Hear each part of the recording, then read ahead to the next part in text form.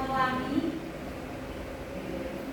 Octavia Azahra, Arista Finatria, Safira Nur Aisyah,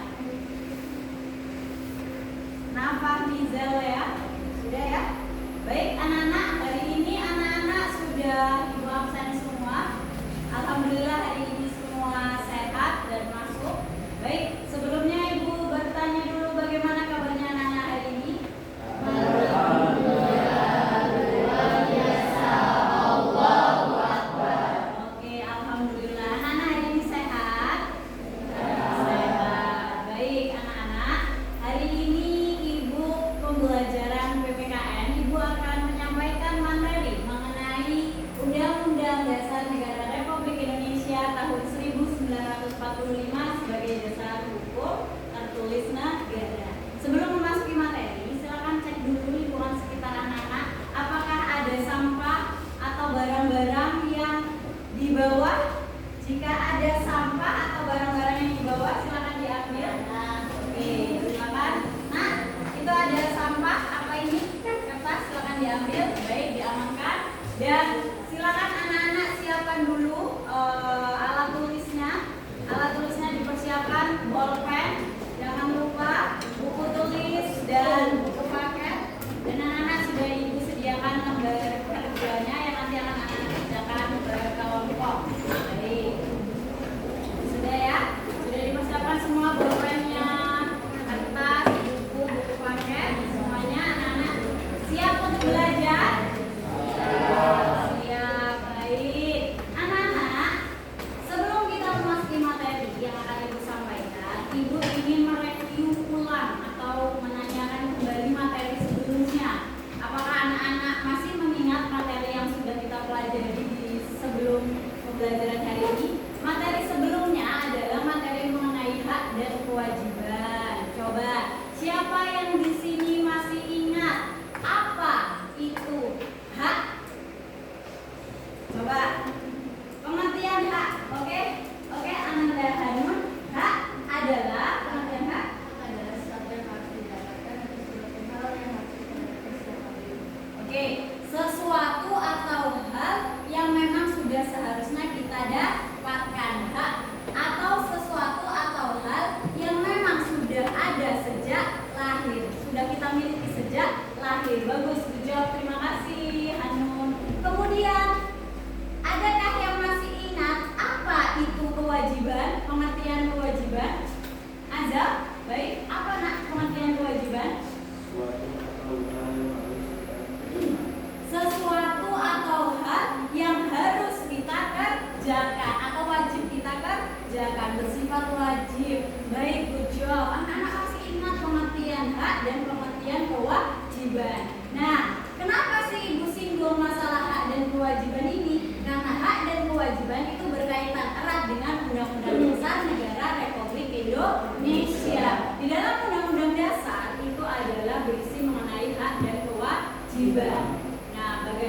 Nah, anak-anak, bagaimana kita menerapkan dalam kehidupan sehari-hari hak dan kewajiban itu? Hak, ibu sebagai guru memiliki kewajiban apa? Mengajar, memberikan materi pembelajaran kepada anak-anak. Kewajiban ibu laksanakan. Anak-anak memiliki hak menerima ilmu, menerima pembelajaran. Jadi ibu melaksanakan kewajiban ibu melaksanakan kewajiban ibu. Anak-anak menerima hak menerima pembelajaran atau materi pembelajaran. Jadi kaitan hak dan kewajiban. Nih, ibu melaksanakan kewajiban ibu sekaligus memenuhi hak anak-anak dalam menerima materi pembelajaran. Kewajiban ibu laksanakan, hak anak-anak dapatkan. Jadi itu kaitan antara hak dan kewajiban. Hak dan kewajiban itu selalu beriringan, nak. Ketika kita melakukan suatu kewajiban, artinya kita memenuhi hak orang lain. Sama halnya seperti undang-undang. Kita wajib mentaati undang-undang tidak? Atau peraturan? Wajib. Undang-undang itu adalah peraturan yang berisi norma hukum. Nah, kita harus taat atau mentaati aturan. Itu kewajiban kita, mentaati aturan. Di sisi lain, kita juga pastinya ketika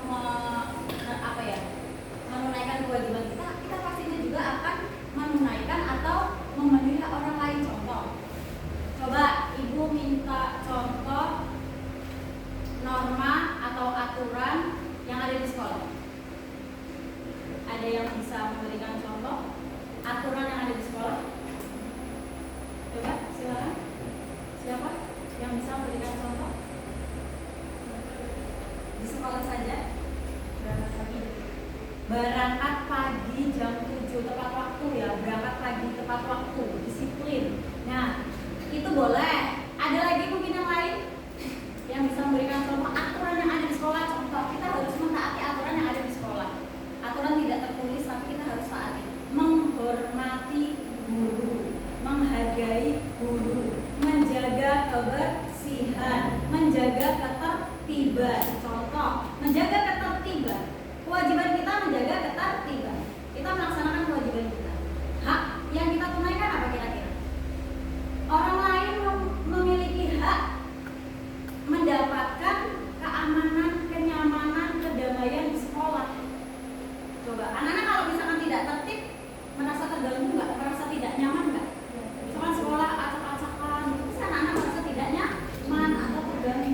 Nah, kalau kita tidak melaksanakan kewajiban kita dalam arti yang menjaga ketertiban, otomatis kita juga hak orang lain juga tidak terpenuhi kan? Orang lain merasa tidak aman, merasa tidak nyaman, kan seperti itu. Tapi ketika kita melaksanakan kewajiban kita menjaga ketertiban, orang lain akan merasa apa? Merasa aman, nyaman, damai. Kita memenuhi hak orang lain. Kita melaksanakan kewajiban kita. Itu sekilas mengenai hak dan kewajiban. Mengapa penting? Karena ada kaitannya dengan undang-undang. Nah, itu kita. Nah, kemudian kenapa sih kita penting dalam mempelajari materi ini?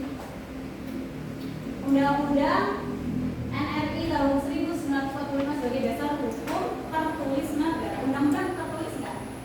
Tertulis.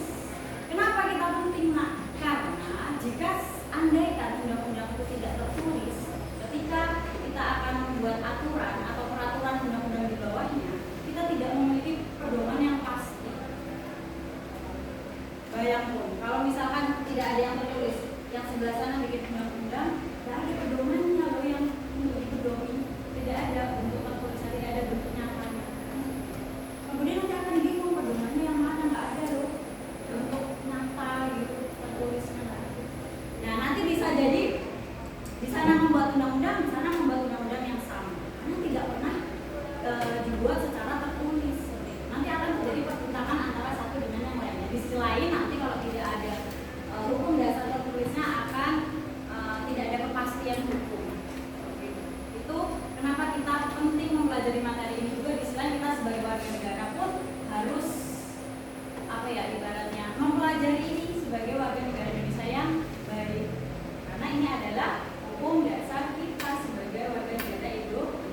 Silakan anak-anak bisa simak video yang akan sekarang nyalakan mengenai Undang-Undang Dasar Negara Republik Indonesia tahun 1945 sebagai C. Undang-Undang Negara Republik Indonesia tahun 1945 sebagai dasar hukum tertulis negara. Di keluarga tentu terdapat bukan hanya satu melainkan beberapa norma atau aturan. Seperti aturan untuk beribadah, aturan dalam berbicara satu sama lain, aturan menjaga kebersihan, aturan untuk saling membantu, dan sebagainya. Semua aturan itu adalah untuk membuat kehidupan keluarga tertib dan damai. Di lingkungan sekolah juga selalu terdapat beberapa yang harus dipatuhi. Di antaranya adalah aturan seragam, aturan untuk mengikuti pelajaran di sekolah, aturan untuk menghormati guru dan para petugas di sekolah, serta banyak aturan lainnya. Antara satu aturan dengan aturan lain tidak boleh bertentangan karena akan menimbulkan kebingungan pada siswa. Di masyarakat, norma atau aturannya lebih banyak lagi karena lebih banyak urusan yang perlu diatur. Ada aturan tentang mengelola sampah warga, aturan untuk menjaga keamanan lingkungan, aturan untuk mencegah penyebaran nyamuk guna menghindari wabah penyakit, dan sebagainya. Di rumah, di sekolah, serta di masyarakat terdapat banyak aturan. Maka di dalam sebuah negara tentu terdapat lebih banyak norma atau aturan karena urusan yang perlu diatur lebih banyak. Aturan negara biasa disebut hukum yang wujudnya antara lain berupa undang-undang. Undang-undang adalah hukum tertulis dalam sebuah negara. 1. Perlunya dasar hukum tertulis. Kalian tentu menyadari betapa banyak aturan yang dimiliki oleh negara untuk mengatur masyarakatnya. Baik aturan itu berupa undang-undang maupun aturan lainnya. Semua aturan atau hukum itu tidak boleh bertentangan. Hal tersebut diperlukan agar hak dan kewajiban yang harus dipenuhi masyarakat menjadi jelas. Agar hukum tidak bertentangan, maka perlu adanya dasar hukum tertulis. Semua undang-undang atau aturan di dalam negara perlu bersumber pada dasar hukum tertulis. Ibarat pohon besar, dasar hukum tertulis adalah batang utama pohon tersebut. Adapun undang-undang serta peraturan-peraturan di dalam negara adalah seperti batang dan rantingnya. Tanpa dasar hukum tertulis, undang-undang serta ketentuan-ketentuan dapat bertentangan antara yang satu dengan yang lainnya. Bila hal itu terjadi akan membingungkan masyarakat untuk memenuhi hak dan kewajiban. Karena itu, setiap negara perlu memiliki dasar hukum tertulis. Buah Budi dari tahun 1945 sebagai dasar hukum tertulis. Seperti telah disebutkan sebelumnya, setiap negara perlu memiliki dasar hukum tertulis agar dapat membuat berbagai undang-undang serta aturan lain yang benar-benar baik. Dasar hukum tertulis itu perlu dibangun di atas dasar negara yang telah ditetapkan. Di Indonesia, dasar negaranya adalah Pancasila.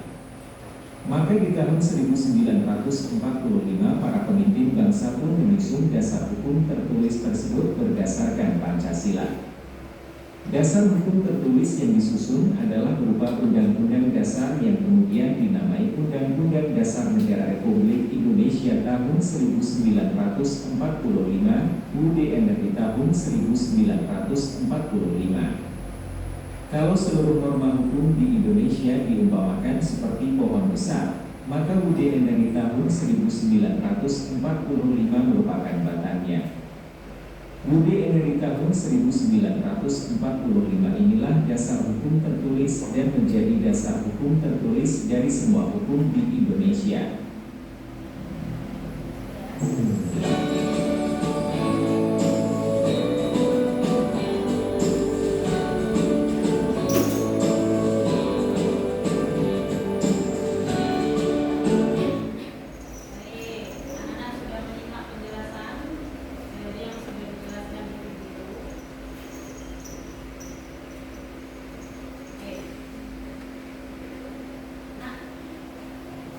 Dari situ Ibu akan jelaskan kembali. Anak-anak, tadi anak-anak sudah menyimak di video, ada aturan atau norma yang ada di mana? Di rumah, ada di sekolah, ada di masyarakat. Nah, sudah mengerti anak-anak aturannya apa saja? Di rumah ada yang bisa menyebutkan?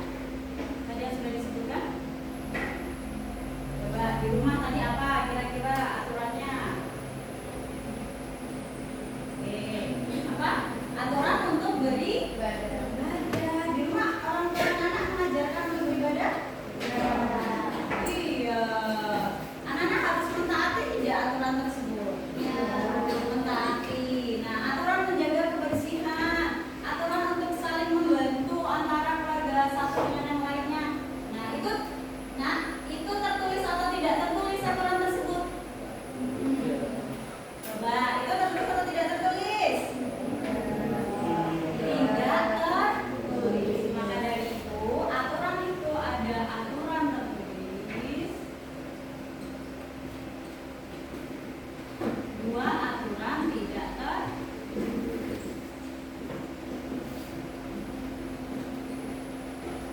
Nah, aturan tidak tertulis itu adalah aturan-aturan yang biasanya kita taati ketika ada di rumah, di sekolah maupun di masyarakat. Ini tidak ada teksnya, tidak ada. Tapi ketika di sekolah kita harus mentaati aturan, harus tidak ada. Siswa-siswi SMP Muhammadiyah 1 Gading Rejo harus mentaati aturan. Ada nggak teksnya di tembok atau di buku tertentu? Ada nggak teksnya? Siswa-siswi SMP Muhammadiyah 1 Gading Rejo harus menjaga kebersihan dan menghormati dewan guru serta staf yang ada di sini Muhammadiyah 1 Gading Rejo. Ada nggak teksnya tertulis? Itu adalah aturan atau norma yang memang sudah kita yakini yang seharusnya kita taati. Masuk ke dalam aturan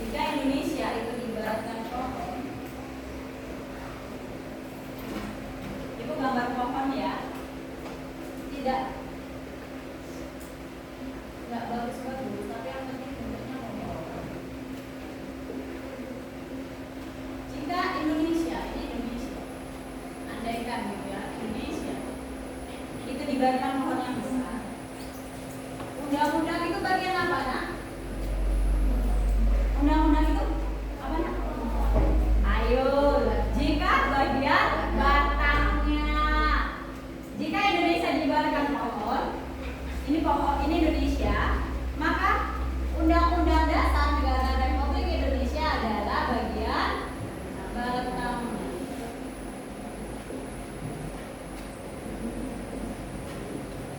Kalau Indonesia diibaratkan pohon, akar dari pohon tersebut adalah apa? Pancasila.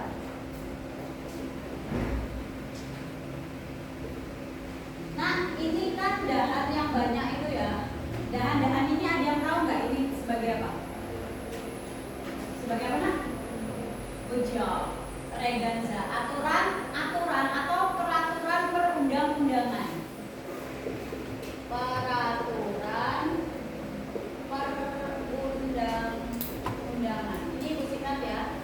Aturan perundang-undangan.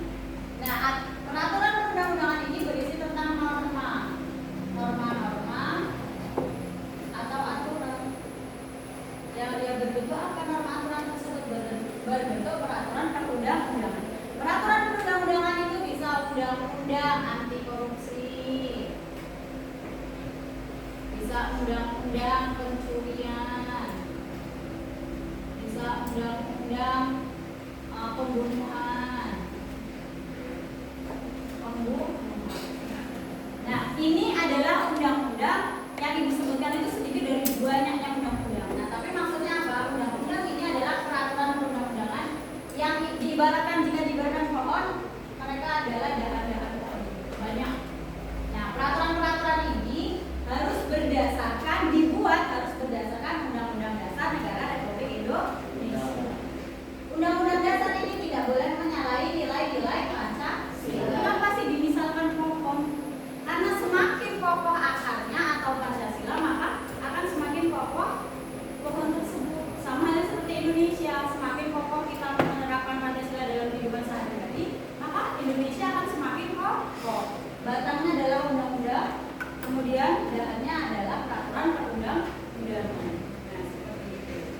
Baik. Anak-anak, adakah yang masih ingat sistematika Undang-Undang Dasar Negara Republik Indonesia? Sistematika Undang-Undang Dasar.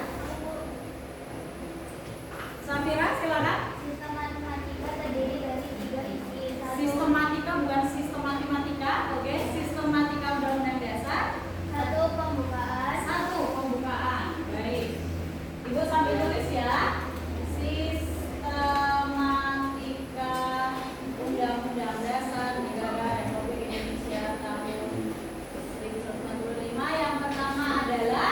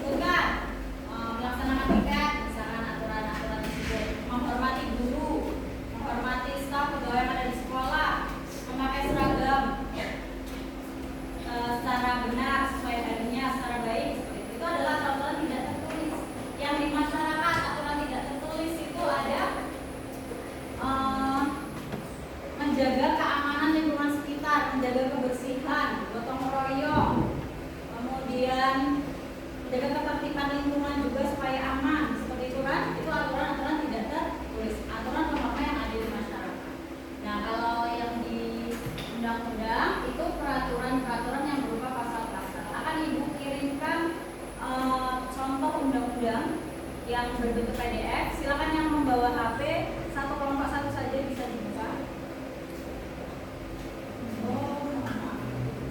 Baik, anak-anak bisa dicek nanti undang-undangnya, Ibu kirimkan di handphone.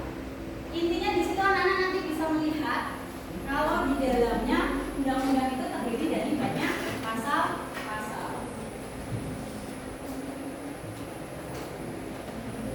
Nah, yang sudah Ibu jelaskan, kenapa sih kita harus memahami ada aturan tidak tertulis, ada aturan tertulis? Nah, Undang-Undang Dasar itu merupakan aturan tertulis, dasar hukum tertulis. Kenapa kita Indonesia itu harus memiliki aturan tertulis? Kenapa? Yang pertama, ketika akan membuat undang-undang ini, ada aturan tertulis yang jelas sebagai pedoman. Karena undang-undang yang ada di Indonesia itu tidak boleh semuanya tidak boleh bertentangan dengan Undang-Undang Dasar Negara Republik Indonesia. Harus sesuai dengan Undang-Undang Dasar Negara Republik Indonesia. Kalau peraturan perundang-undangan yang dibuat tidak atau menyalahi undang-undang, peraturan tersebut bisa nggak dilaksanakan? Nggak bisa. Dia tidak bisa disahkan. Jadi harus sesuai dengan undang-undang. Kalau membuat peraturan perundang-undangan ini menyalahi nilai-nilai Pancasila, sah nggak? Enggak.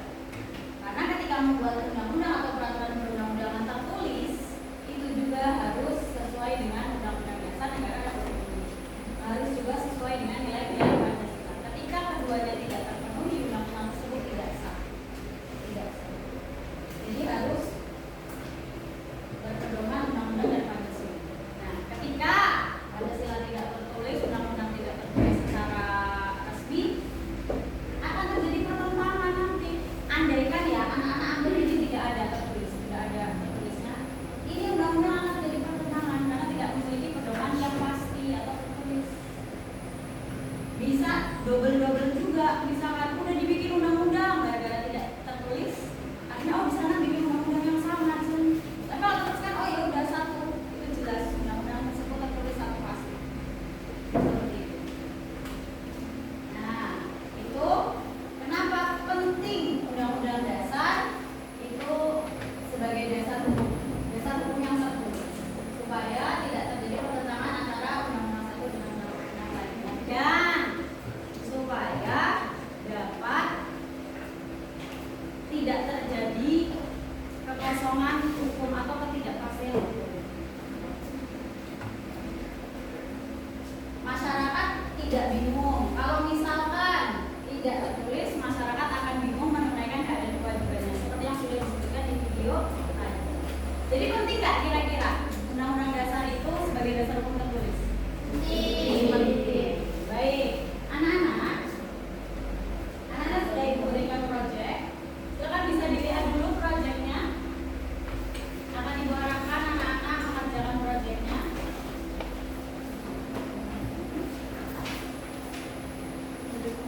Anak-anak di sini sudah ada pembukaan Undang-Undang Dasar. Pembukaan Undang-Undang Dasar itu bagian dari undang-undang bukan? Iya. Jadi kalau Ibu tanya, pembukaan Undang-Undang Dasar ini aturan tertulis bukan? Iya. Silakan diamati dalam pembukaan ini dibaca isinya ada apa. Ini kan yang selalu anak-anak baca ya atau dengar ketika upacara resmi. Silakan dicermati lagi isinya ada berapa alinea Pancasila. Ada berapa alinea? Isi yang tentang Pancasila ada di alinea berapa? 4. Ada di alinea 4. Baik, baca anak sudah paham bagus video. Silakan dikerjakan soal nomor 1 sampai 5. Di situ ada permasalahan yang harus anak-anak cari jawabannya atau solusinya. Dan ini adalah simulasi dari nilai-nilai Pancasila. Jadi di sini ada perilakunya, kemudian silakan perilaku tersebut sesuai dengan Pancasila yang beberapa silakan dikerjakan. Ibu beri waktu 10 menit saja, silakan dikerjakan. Via pindah ke sini. Biar imbang.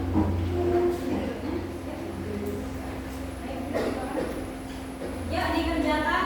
Ibu beri waktu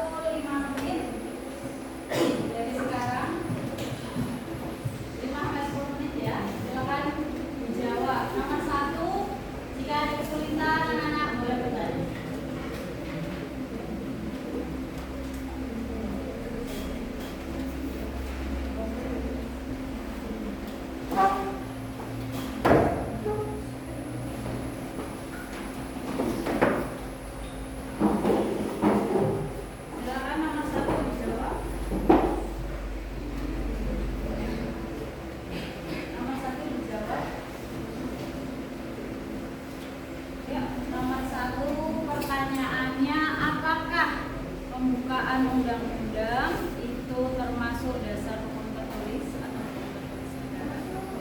Oke, silakan dijawab. Jawab di kertasnya. Ini dikerjakan dari mana, Pak? Ada yang tidak paham boleh bertanya pada Ibu. Silakan langsung ditulis, Pak. Ya. Ya, silakan dijawab.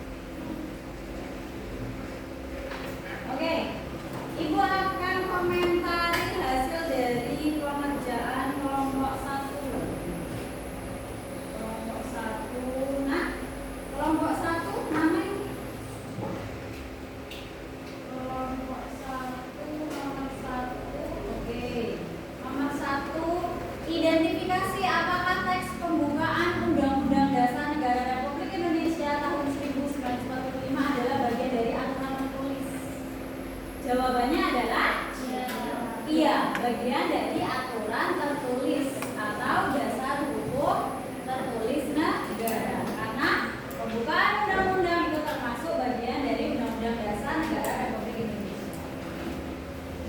Baik, kelompok 1 menjawab iya, berarti betul. Kemudian kelompok 2 menjawab iya, betul, dan kelompok 3 menjawab iya, betul. Berarti 1, 2, 3 kelompok menjawab betul semua. Beri tepuk tangan dulu. Oke, nomor 2 ini Ibu bahas. Sebutkan norma atau aturan tertulis yang ada di Indonesia. Pasal 29 ayat 1 dan 2, pasal 30 ayat 1, pasal 31 ayat 1 dan pasal 35. Kelompok 1 pasal 29 ayat 1, negara berdasar atas ketuhanan yang Maha Esa. Oke. Negara menjamin kemerdekaan setiap penduduk dalam memeluk agamanya. Baik, betul. Kemudian pasal 30, tiap-tiap warga negara berhak dan wajib ikut serta dalam usaha pertahanan dan keamanan negara, betul. Kemudian pasal 31, setiap warga negara berhak mendapat pendidikan, dan pasal 35 adalah mengenai bendera negara Indonesia ialah bendera merah putih atau saka. Oke, kelompok 1 menjawab betul. Beri tepuk tangan dulu untuk kelompok 1. Kelompok 2 jawabannya tidak tepat atau kurang, masih banyak, jadi hanya menjawab pasal 29 ayat 1 dan 2, pasal 30-nya kemana, pasal 31 dan 35-nya kemana, tidak dijawab. Kemudian kelompok 3, oke, kelompok 3 juga sama seperti kelompok 2, hanya menjawab pasal 29 ayat 1 dan 2. Jadi kelompok 1 menjadi jawaban yang paling benar. Beri tepuk tangan. Oke, Ibu lanjutkan. Lanjutkan nomor 3. Sebutkan norma aturan tertulis yang ada di rumah, di sekolah, dan di masyarakat. Anak-anak tadi sudah melihat video kan, sudah diberikan contoh aturan dan norma yang ada di sekolah, tidak ditulis di rumah, di sekolah, dan masyarakat. Kelompok 1 menjawab di rumah tidak boleh berkata kasar, bujo bagus. Tidak boleh membantah orang tua, bujo bagus. Di sekolah piket kelas, membuang sampah pada tempatnya, bujo bagus. Di masyarakat tidak boleh apa ini? Oh, tidak boleh menyinggung nama atau menyebut mengejek nama orang tua. Di masyarakat boleh. Karena kadang-kadang kita lagi di lingkungan sosial seperti ini kan, lingkungan sosial ya. Ketika sedang berkumpul rame-rame terus menyebutkan mengejek nama orang tua, itu juga sebetulnya adalah norma atau aturan yang tidak boleh kan. Kita selalu melarang, tapi masih ada anak-anak yang melakukan atau melanggar aturan tersebut. Bujak kelompok 1 bagus. Kelompok 1 bujak bagus. Kemudian kelompok 2 di rumah menghormati orang tua, membersihkan rumah, bujak. Di sekolah piket kelas, membuang sampah, bujak. Di masyarakat menjaga keamanan dan gotong royong. Berarti kelompok 2 juga bagus. Beri tepuk tangan dulu untuk kelompok 1 dan kelompok 2. Kelompok